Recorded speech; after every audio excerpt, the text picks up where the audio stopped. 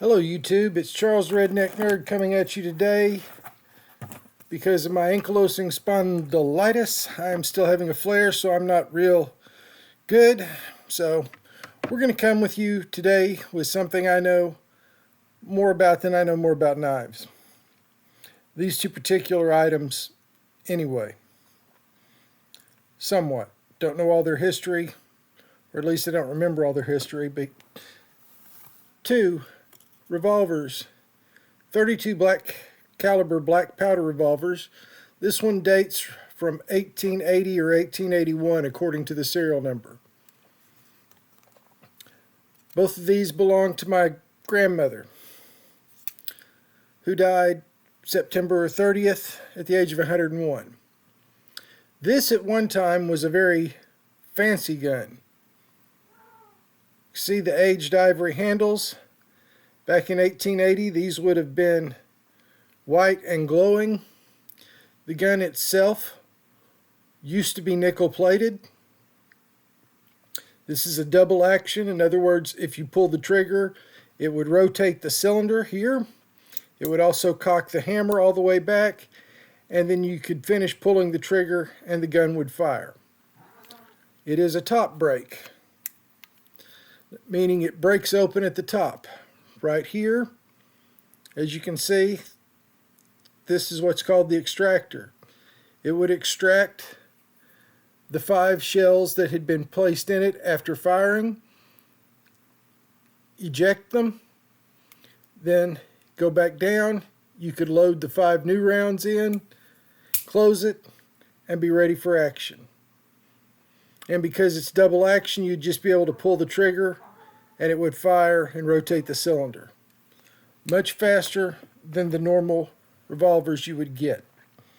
This one is in rough condition because sometime back around 1940, the cousin my great-grandfather actually got the gun from had thrown it in a well, a cistern in Illinois. I have no idea why they threw it in a well or why anybody would throw an antique firearm that only fires black powder 32 caliber Smith & Wesson short bullets into a well in the 1940s. I don't think my great-grandfather thought to ask, or if he did, he kept it to himself. That's how my grandmother got the knife, is from her father, who he got it from a cousin after going and digging it out of a well they'd thrown it in. So for spending about a decade or more in a well, I think it looks pretty cool. Plus, the whole family history and story, and it's been now in the family for at least 80 years, again, is interesting. The second one, I don't know the history of the gun, but looking it up, the patent on this gun was filed in 1876. The serial number shows this was made in 1876. It is a 7-shot Harrington and Richardson, again 32 Smith & Wesson short revolver. My grandmother collected 32 Smith & Wesson short pistols. You can take the cylinder completely out. Then you would use the cylinder retention pin to basically push each empty shell casing out. There would be 7. Then you could either load it this way. It does, when you get the cylinder back in, have a loading slot there you can load the rounds in.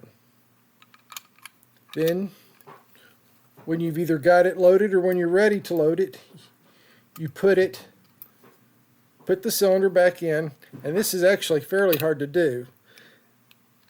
There's this little pin that releases,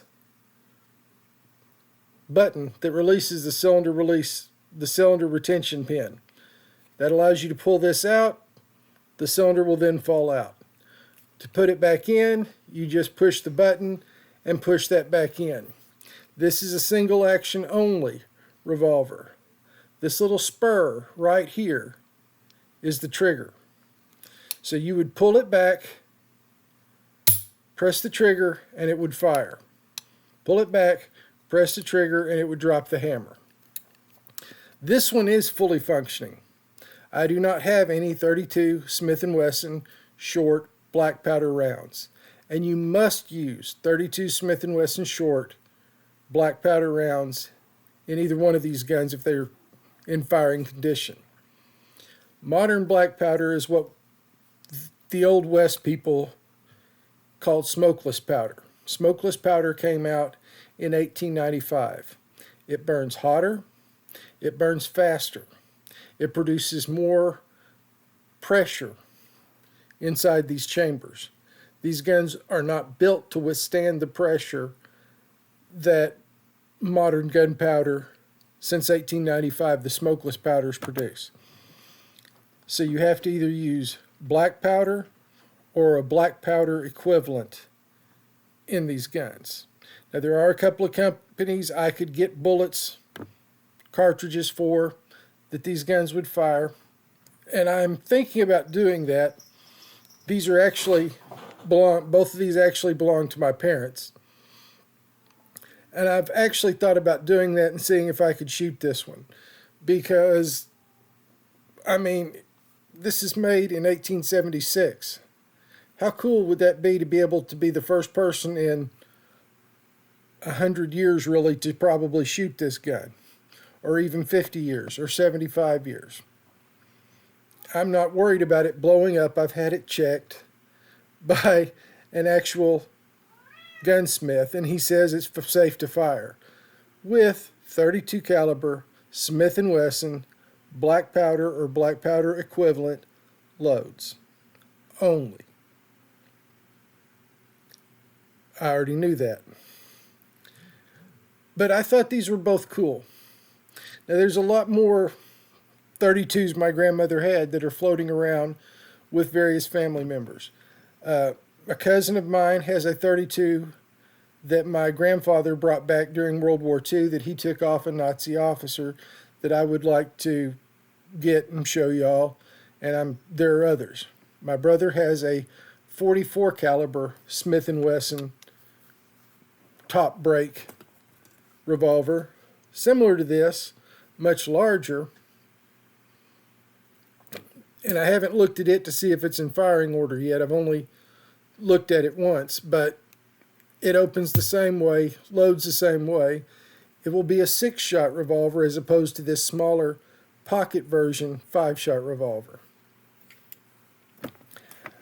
That's really all I had to say today. I just wanted to bring you this little short video kind of showing off a couple of what I think are pretty cool guns.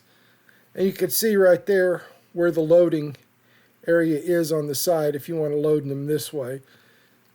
You basically bring that gun back to half cock, let the hammer go forward, and then you can load the round and then rotate the cylinder on into full cock. But I wanted to share with y'all a couple of cool things that my grandmother collected and left behind. Because, hey, she was a really cool lady. Now, on to the final section. Today we're doing the shout outs for our usuals. Scab at Choir Boys Cutlery Outdoors. Joe, Legion Tactical Cutlery. Gruggs at Legion Tactical Cutlery. Joe is at Steel Forged and Fire Sword and Knife. Sorry, Joe. Sorry, Gruggsy. And then today we're doing Tinchi, Arizona, or better known as the Angry Dracolope. Trust me, you're going to want to go and check him out. He's got some cool vids on knives. He's got some cool vids from the outdoors in England. But his really cool thing, as far as I'm concerned, has been so far a 5-part series on a tank museum there in England.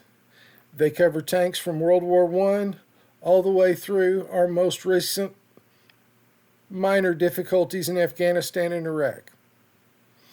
This is Redneck Nerd saying, till I see you, take care and have a great weekend, and we will be back with you soon doing more knife reviews and probably doing some more gun show reviews.